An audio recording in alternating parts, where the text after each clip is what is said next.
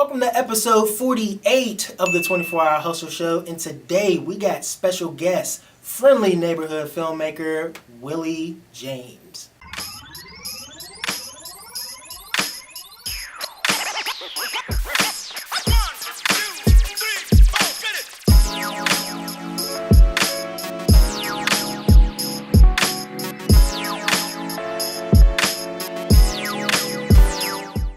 Welcome to the 24-Hour Hustle Show. I'm your host, Anthony Freeze, and this is the show where we get the opportunity to sit down with amazing guests and find out all about their stories, their struggles, and also their success. If this is the very first time you are finding out about us, definitely make sure you subscribe to the channel. Make sure you hit the bell so that you can get notified every single time I post.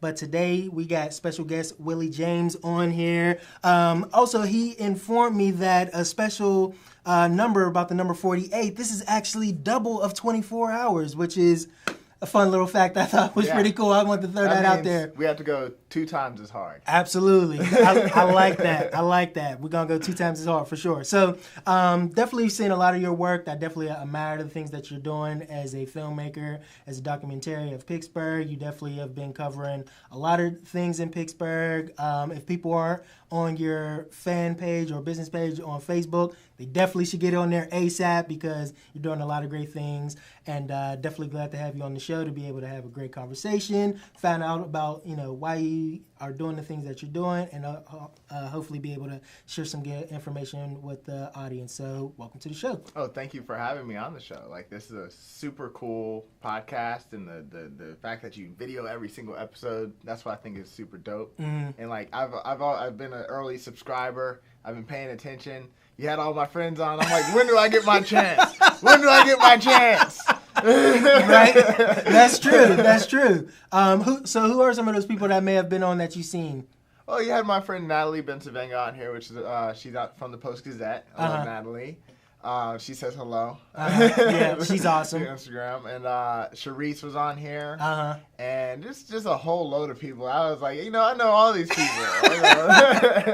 the power of connection, for sure. But yeah, that's awesome. But so for you, for people who may not know who you are yet, kind of give us your name, your background, your story, where you grew up, and things like that, so we can let the people know. Yeah. So like I'm a filmmaker. I'm local. I create short documentaries about things that are going on around the city, and I like to tell community stories. And it was something that I started like 3 or 4 years ago, where I just started creating videos, and people started paying attention to them, so I just made more, and then it created more opportunity. And I'm like, well, obviously this is something that I should continue doing, because like people keep clapping. Like, as long as you have people who are saying, I appreciate what you're doing, then you don't have like that much to worry about, and you have a lot of opportunity in that direction too. So I was like, okay, I'll just keep doing this, and here we are today. I'm on Anthony Freeze show. 24-hour hustle. Yeah. So now, do you have a background in film or production? Did you go to school for it? Like, where did you develop this skill? I didn't go to the school for it. I didn't go to college. I did do a fellowship with WQED, which was a lot of fun.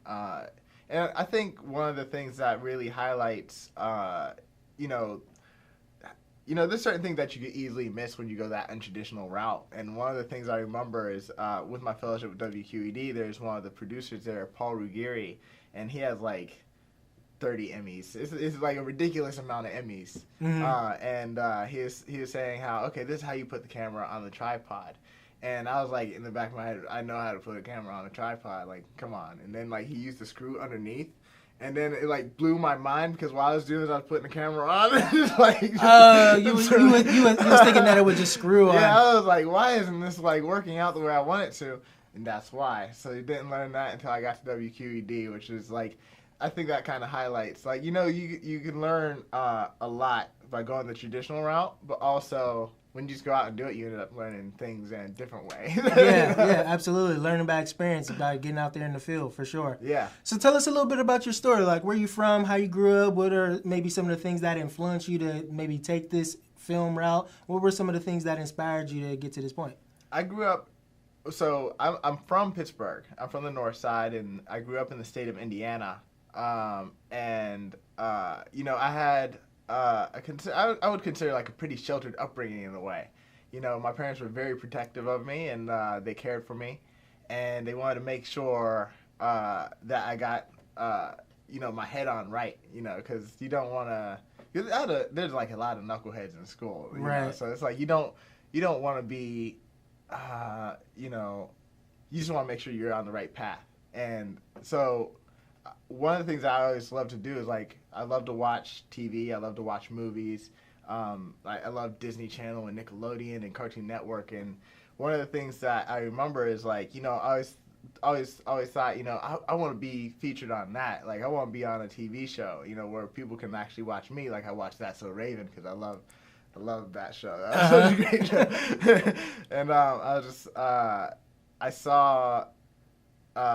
In a way, I see this as like an opportunity to kind of create the show that I never had, as a kid, where it's like, okay, well, I can create my own content now. The internet is a thing, so it's like I don't have to rely on like a major studio or somebody casting me and then I get lucky, or working my way up as a production assistant or an intern or whatever. It's like, no, I'm just gonna create my own thing, and if people want to collaborate with me, that's perfectly fine, and maybe I can create a career out of it. I feel like I'm doing a pretty good job. I'm like in the very beginning of like where I am, so yeah, I'm kind of untraditional in that way, and I think that's like in large part actually.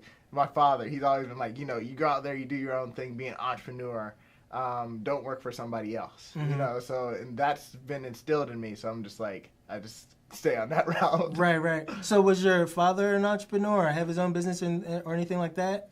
Yeah, he's always been like super entrepreneurial. Like when we lived in Indiana, he'd throw his own shows, his own hip hop events and things, and they were really popular in Indiana.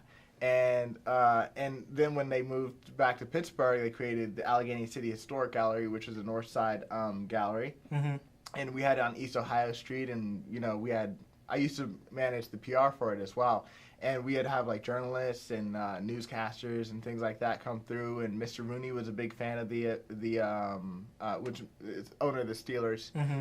He was a huge fan of the gallery before he passed away, and he had a book signing there. And he came to our first ward reunion, which the first ward was actually like the area of the neighborhood where the Steelers Stadium currently is. Right. So that's what it was called. It was just called the first ward. So we hosted like everybody who was from there like came out to be at this event, and Mr. Rooney and his wife came through, and General Michael Hayden, who was the director of the CIA and NSA, his family came through. He couldn't join us that day because I think he was probably out on some super official business or something. Right. Who knows? But yeah, it is. So I've always learned. Like, there's a tremendous value in doing things that are, like, unexpected, or, doing things that you personally feel like doing, and sticking to your guns on that versus taking the easier route.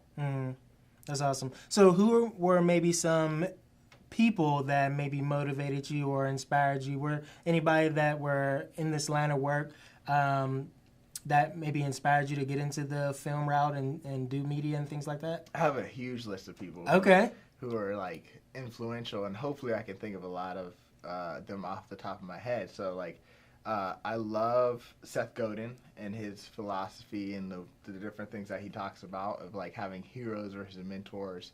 And I have a lot of heroes. And Seth Godin is one of those heroes. I love watching his TED Talks. I read his books, The Purple Cow and Lynchpin, and he has just like a lot of books. But Gary Vaynerchuk, I love Gary Vaynerchuk because like he's super motivational. He's always on top of his own game, and I'm just like, if you can even have like a fraction of the success that Gary is having, and it's due to the fact that he's actually doing what he preaches. So I'm like, I love Gary for that, and the fact that he's like he gives tremendous value in all the things that he does. Right. I actually learn from the things that he puts out.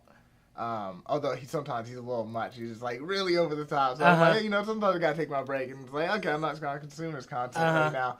And then I go back to it and check in every once in a while. And then Casey Neistat, he really helped me get into like because like when he started, I remember before he started the vlog, and I just remember like going back one day to his YouTube page and saying, "Oh my God, he has like 8 new movies out." I'm like, "What's going on?" So I started watching. I was like, "Oh, okay, he's starting this vlog, right?"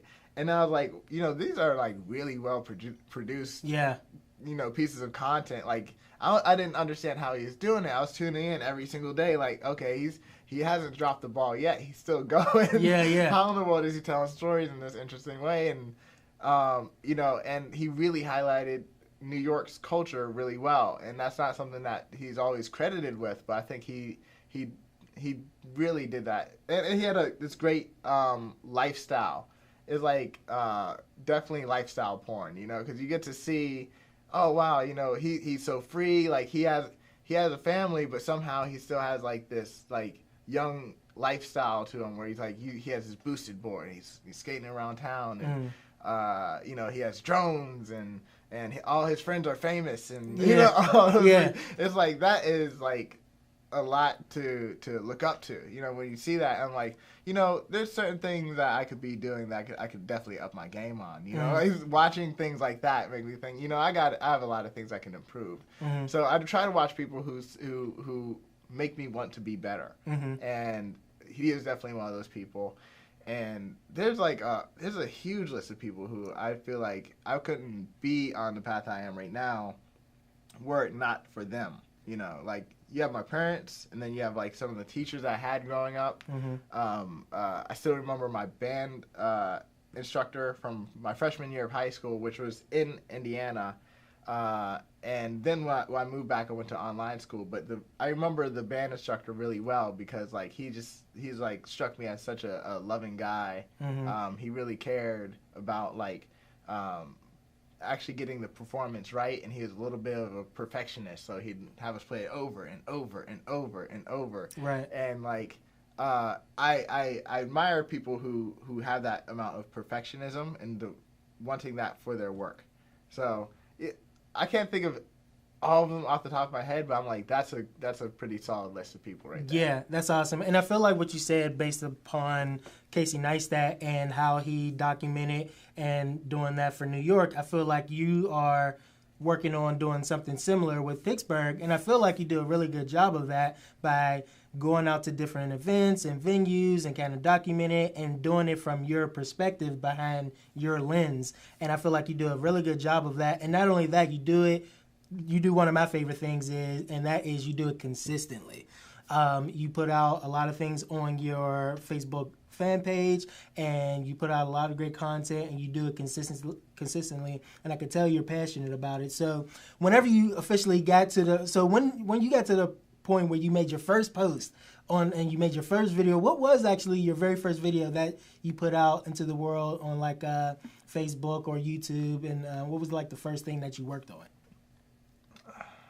I think the first video ever was like on the local brewery. Like the first video that I officially put on my YouTube channel or Facebook page, I'm pretty sure it was on the local brewery that was opening up. Okay. And a lot of people had paid attention to that, and I was like, like one of the things that really interests me is like if you do a piece of content like that's local, people who watch that content are gonna recognize you later and say, oh wow, that's the same guy who made that one video, you know? So I think like the attraction of like, oh well, if I do this, people paid attention to this, maybe they'll pay attention to the next one, and then like continuing that always appealed to me. So I was like, it's one thing to be like a worldwide celebrity, and very few people actually get the shot at doing that. But when you're creating content that's local, you have the opportunity to be a local celebrity. I feel like the barrier to entry to that is actually kind of low, because it's just like, hey, you're doing something for us, you're documenting something that's important to us. I like the things that you're saying, I'll follow you. And it's such a small community. Most people in Pittsburgh are only separated by like 1 or 2 degrees. Right. Like it's crazy. Like I don't know Wiz Khalifa, but I know people who know Wiz Khalifa. Right. So it's like I love this connectedness of Pittsburgh's community. And the other thing is like in in LA, I'd feel like it'd be a lot more difficult to be able to climb the ladder. You know, I was talking to David Fincher about this too, because I saw that. That's awesome. Anybody that don't know David Fincher, I mean, he does amazing movies. Yeah, he did Fight Club and Gone Girl, and he did Netflix series like House of Cards and I love that show. Mindhunter. Yeah, and I had not seen that much of his work. Like, I've seen Gone Girl, but you know, we were at the Ace Hotel, and my friend said, hey, that guy over there, this is my buddy Sam, who's in the Cool Club. Shout out to you, Sam. He said, that guy's dressed like a director. And I said, he is dressed like a director. Let me go tell him that. So I walk over, and I say, you're dressed just like a director. If you're not, you probably should be. You know, you should be a director. And you said this is David Fincher. Yeah, I said this is David Fincher. And you know, he just kind of laughed or whatever. He said, I'm not a director. And like he played this game out for like 2 whole minutes. And then I said, well, you're kind of just like, you know, Spike Lee or somebody. He said, as a matter of fact, I am a director. I directed a few things. I said, okay, what are some of the things that you directed? And he was like, oh, Fight Club and blah, blah. I said, oh, you're a big deal. Yeah. You know? Yeah. And then I said, okay, cool. So I just kind of just started just talking to him. And I was just like, this is the kind of tattoo I want. Something real casual. You know, something real casual. I can't remember how we got into talking about tattoos, but I was just like, it just hit my mind. I was like, you know, this is something that I'm passionate about. Right. Like, this is what I'm thinking about right now. And I said, I kind of want like a dragon tattoo. And I'm not even knowing that he directed Girl with the Dragon Tattoo. I was like, you know, I wanted to like start from my chest pec and come down to here. I want it to be Japanese style, and this is what I want. And he's like, you don't want a tattoo. I said, no. I said, no, I do. He said, no. He said, listen, people constantly evolve, and tattoos stay the same. Right. And I was like, well, listen, I want a tattoo because I think it looks cool. I said, he said, but what about when you're old? And I said, who cares about what you look like when you're old? You know, so we just kind of had like this back and forth going on. And it was great because like, I talked to him about it for 15 minutes just on that subject, you know? Yeah. But he did teach me like something like really valuable about filmmaking because I had said to him, I said, you know, my philosophy is if you're focusing on like the end result of anything, that's what allows you to work more hours than you typically would, because it's like you're so passionate about seeing that actually happen that you're like, okay, well, I can continue working on this at 11 o'clock at night, 1 a.m., 2 a.m. You know, it's like that's perfectly fine because you're so focused on that end result. And what he said to that is he said, you know, he agreed and he said, you know, when you look around at 2 a.m., he said, and you see your film crew and you see the exhausted faces and, you know, people are just like dead. He said, that's your film crew. Not the people who checked out early.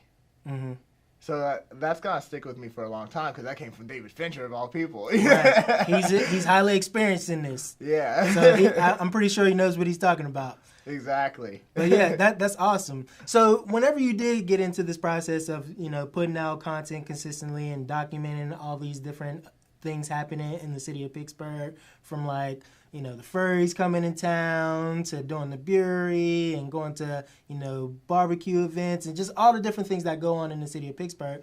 Whenever you first started, what were maybe some of the initial challenges that you faced in getting this started and posting on all these different social media channels, and how would you say you overcame those challenges? I love that question so much. And the reason why is because, like, there were barriers, and it's easy to forget some of them, you know? And the thing is that it was, like, starting out, it was, like, social anxiety. So I went to online school, right? When you go to online school, it's very similar to homeschool. The only opportunities that you're going to get socially are the ones that you're proactive about and you try to make for yourself. So, you know, it's not easy to have a camera in your face and you're talking to it in public when there's a lot of people around. Right. That's not easy. Yeah, not at all. It's easy after a certain point if you turn on, like if you do it enough times, that's when it becomes easier. And when you're interviewing people and you're on the spot and there's other people watching, that's not easy at all because you're like, well, if I ask a dumb question, I don't want to look stupid today. Right. You know, if I mess up my words, I for some reason messed up my words a lot growing up. So I was like, that stuck with me. And now I'm like, I don't want to do that. So what I realized that the social anxiety was a barrier. The fear of like slipping up, you know, was a barrier. And the antidote was creating more stuff. Because the more you create, the more that's going to be less of a problem. The anxiety still comes up every once in a while.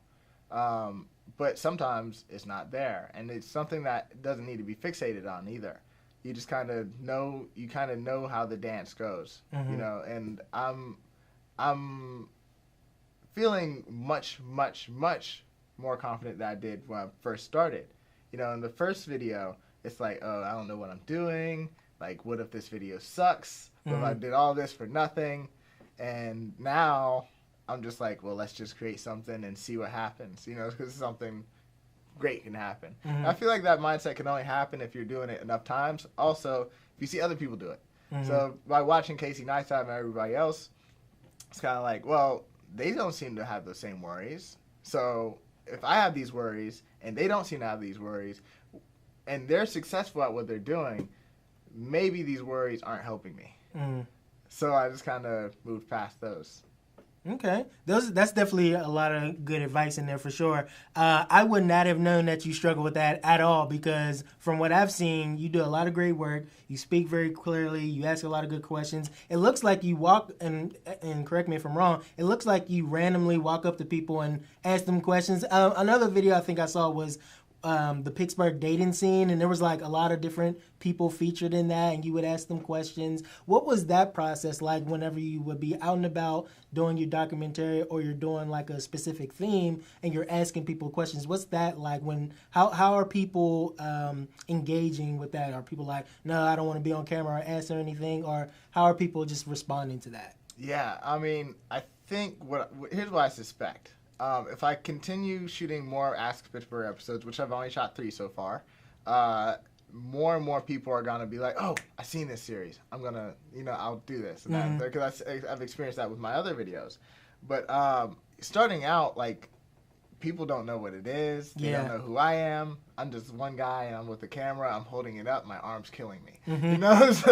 So it's like just trying to get people to answer. For every, like, one yes that you get for an interview, you're facing about 20 no's. So it's just a numbers game. I'm just out there all day. And it's like, okay, would you like to do an interview? Would you like to do an interview? Would you like to do an interview? No. Yes. It's like, yes, finally. Okay. And then you get some really interesting responses depending on what the question is. And you have a lot of people who are, like, they have a variety of excuses many times, and most of them seem really silly when you're like, when you've already come out of your shell to a degree and you're like, oh, okay, well, I'm going to do this. I'm going to be in front of the camera. It's kind of almost hard to relate when people are like, I don't want to be on camera. And I'm like, what are you doing? It's right. This is where the opportunity is because that's where the opportunity for me is. So, it's like, it's almost unrelatable. Right.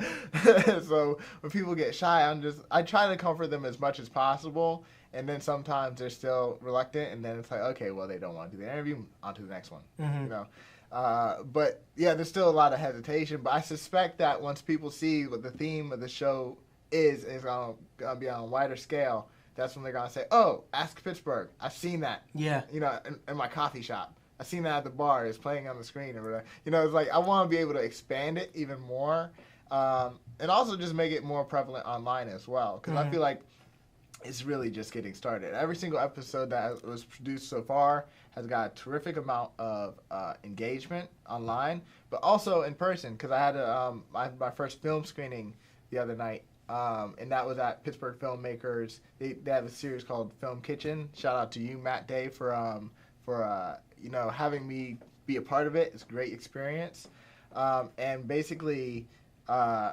I played the Ask Pittsburgh dating scene episode, and like the engagement was different. Like you can, like the people were just like cracking up, and they were just like all the things that I thought that they would be impacted by, they were impacted by. And I was like, interesting, and then for some of the other videos that I had, like they were they laughed at things that I didn't think that they would laugh at. I was like, I was like, interesting. You know, and every crowd is different because like sometimes I'll show it to a classroom full of kids, other times I'll show it to that theater screening, and like to see the different kind of engagement that it's getting, it's like really entertaining to me. But Ask Pittsburgh is doing really well, I feel like. So I'm just gonna produce a lot more episodes of those in the next few months, and I can't wait to see how far we can take it. Yeah, and that's awesome, and it's definitely a great data to see how, and it's also just a great experience just to see how people are responding to the things that you put out, and just being able to, you know, just look at people, just enjoy it. It's definitely a good feeling.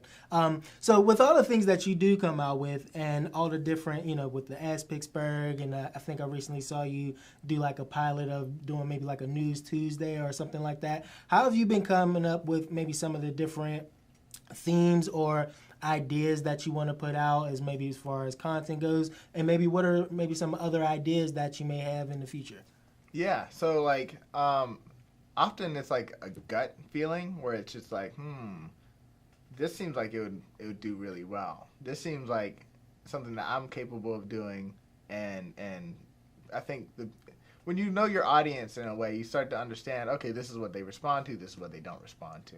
And with the case of News Tuesdays, like I produced the first episode so far, I got to produce a lot more for it to be like really impactful. And the thing is that what I realize about myself is I don't like covering negative stories, or like, just like, because I feel like there's so much negativity in the world already. It's already been told. That story's been told, and I don't want to be the one to continue to perpetuate it. That makes me a newscaster. That doesn't make me a independent content creator who's creative and, you know, focused on the community. And it's like, that's not the narrative I'm trying to go with. So what I noticed, like, so I covered the first story, which was Dave Crawley. He's still in recovery, and that a lot of people like love that video, and they're like, produce more. And then like I was like, the next day I was like looking through the different news stories and seeing, okay, well, what pops out to me, what doesn't, and all of them. All the top news stories are just all straight negative, and the other ones were just kind of boring. So I'm like, do I really want to continue doing this? Right, if you want to keep moving forward with that. Keep moving forward with it, and that was like and I was like, because every once in a while, like maybe once a week, there'll be something that's interesting that pops up. And maybe I just don't spend a lot of time in the news anyways for me to really want to continue to do it. But I feel like I'm probably going to continue doing it. Awesome.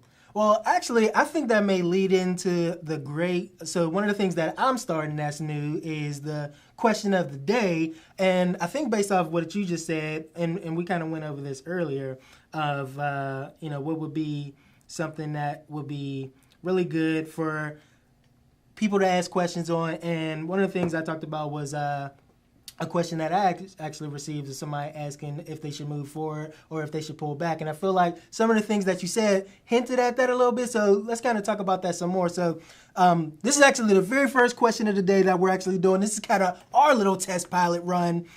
This question actually came in from Craig Inzana, actually a good friend of mine. He says, how do you know when you're pushing hard enough or if you need to let off the gas or push harder? I'm interested to hear what your answer to that would be. So since we kind of touched on that a little bit, let's kind of, you know, dig into that a little bit more. When do you feel like, you know, based off of the stuff you're creating, when do you feel like you should push forward on an idea a little bit more? Or you're like, maybe I should pull back? I hit it off immediately. Like the News Tuesday was something that I literally came up with the day before. I put it out. I announced it and everything, put my name on it, you know. And then, like, afterwards, I was like, you know, maybe I don't want to continue producing those episodes. Or maybe what can I do to continue doing that, but still have the creative freedom that I want to have with it. And I think the answer is just, like, do it and then worry about the small details later.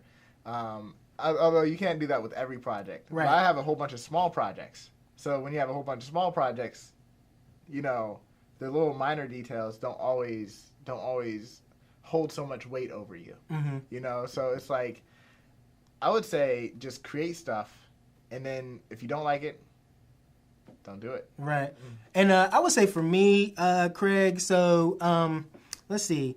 Whenever, as far as like pushing forward, I try to engage and just see how people are responding to it. If the response is good and the results from it are good, and I got a good feeling about it, I would say continue to push forward. But if people aren't responding, if people aren't engaging, and it's something that I maybe believe in, but other people may not believe in, and the results say that you shouldn't be moving forward, maybe we shouldn't be moving forward, because and also depending on how long you may be doing something, I kind of gauge things off of maybe 6 months. So if you're doing something for maybe 6 months or even longer, let's say, maybe even a year tops, if you've been doing something for a year and you still haven't seen the results, maybe you should think about maybe adjusting some things, maybe making some different changes, or maybe cutting your losses altogether. But if it's moving in the right direction and you're seeing some growth, definitely continue to move forward. So that would kind of be my answer, my perspective on that. So I think that was a good, cool thing that we're actually going to continue to try and perfect and see if actually this is something that we should even continue to do. So, if you got questions, definitely ask some more. This is definitely something we want to continue to do some more. What he said. And I think the reason why it's like such a great space for me personally is because it's like I see a lot of projects that have like tremendous potential, but the person isn't doing everything that is possible. Like maybe they have a lack of expertise in some area, and it's like if they had just changed it just a little bit, then it would be huge. And I see that so often. Or I see some people who just go off in the completely wrong direction, and I'm like, that doesn't make any sense at all. But they're not going to find out that it's going to be terrible until like 6 months in, a year in. And it's like, if only you could shortcut that and like have somebody. I think what my advice would be is like seek people who are way better than you and then ask them what they think about it. Although that's a good way to get shot down too.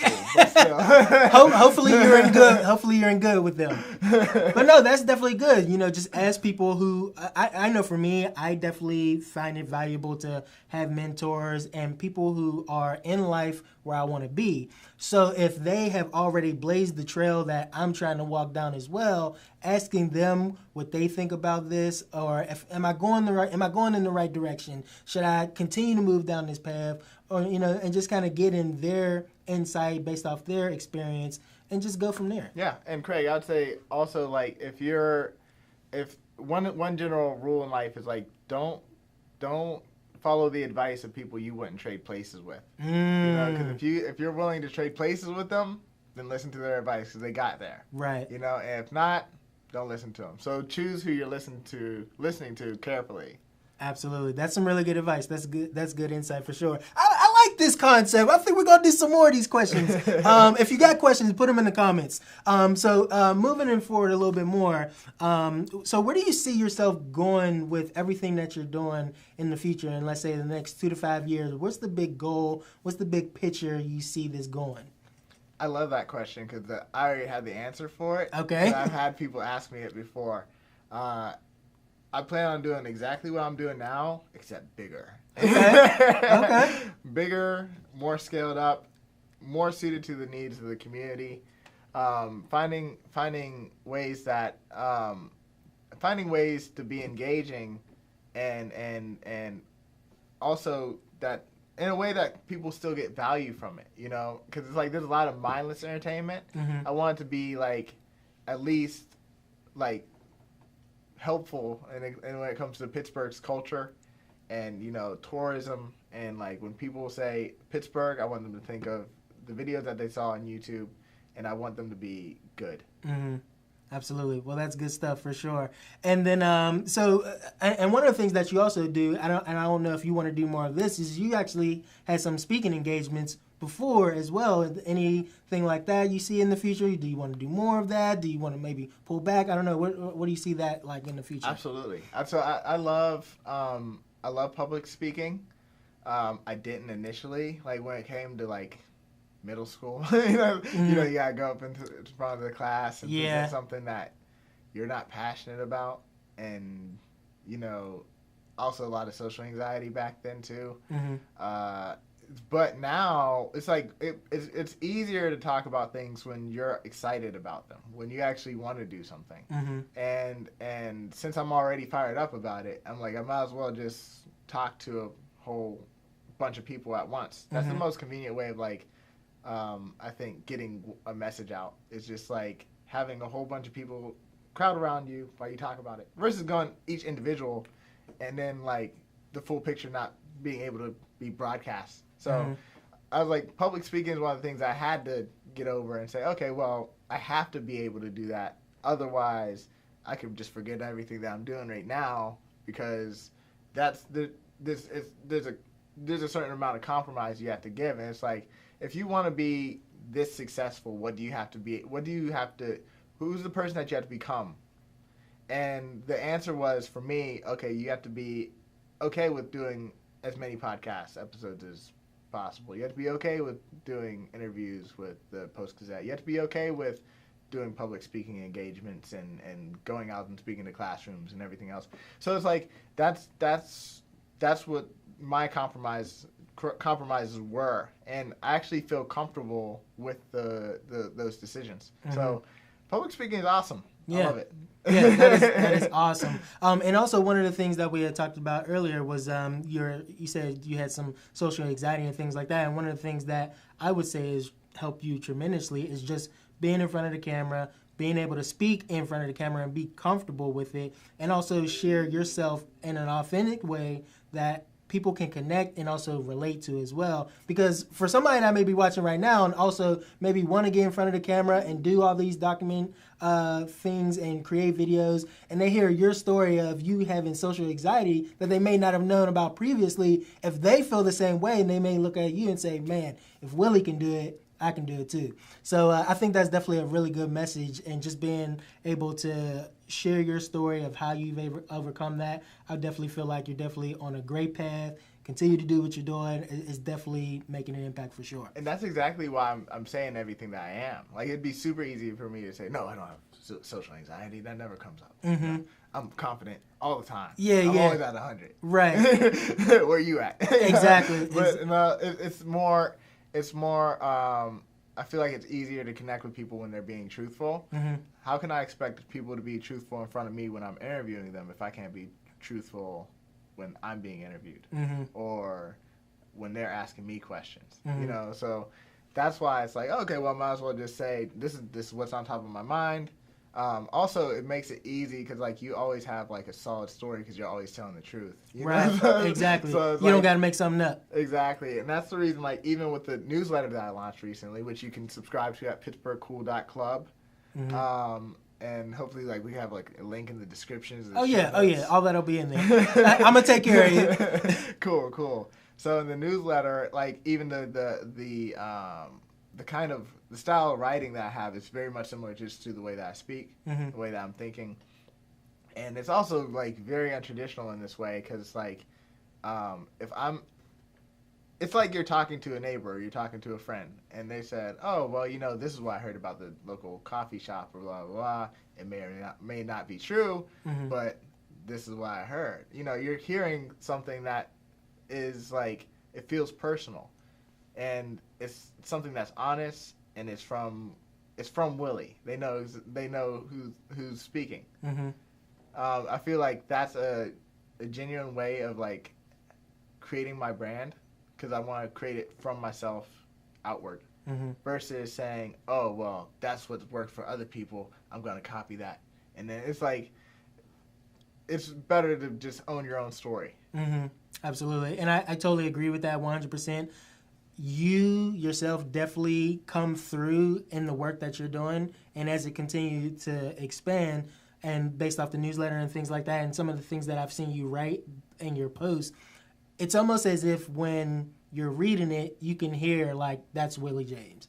Or it's almost like if somebody, it would be almost like if you wrote something and we didn't know who wrote it and we read it, it'd be like, that sounds like Willy James. Like, yeah, Willy James did write that. It's like, that's what it feels like. I think you definitely do a great job of that. So definitely kudos to you.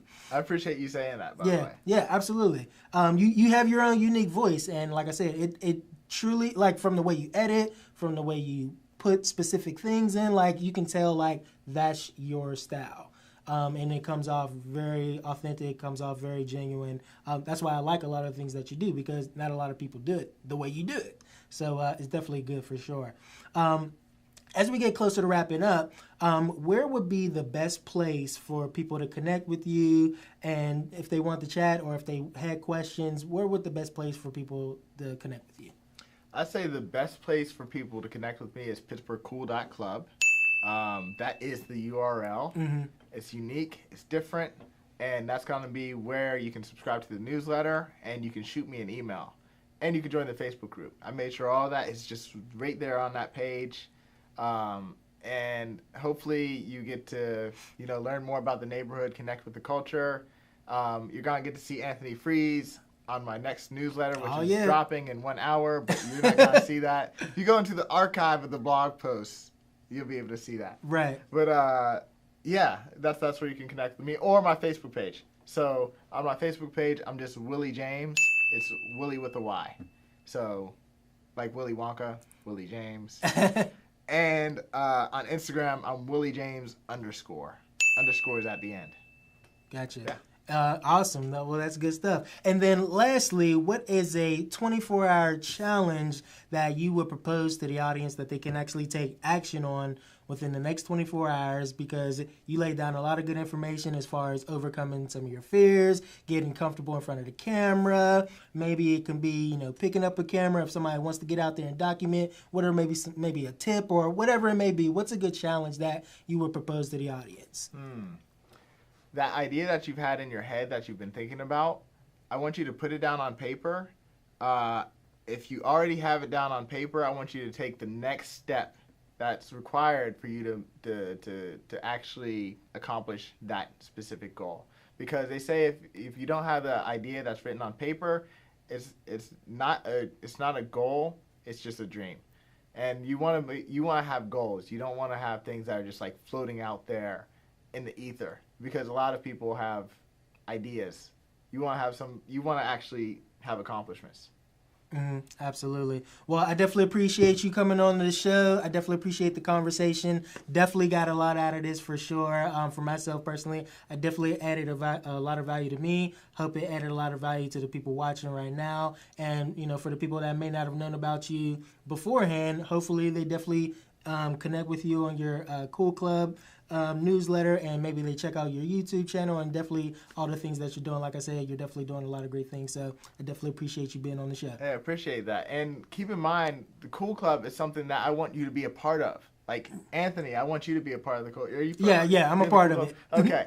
I want you to be a part of the Cool Club, because the Cool Club, to me, is like, to be cool is to be authentic. It means to be yourself, and I want to spread that. It's like a movement. So to be a part of the Cool Club means that you're a part of a group of people who they're all really cool.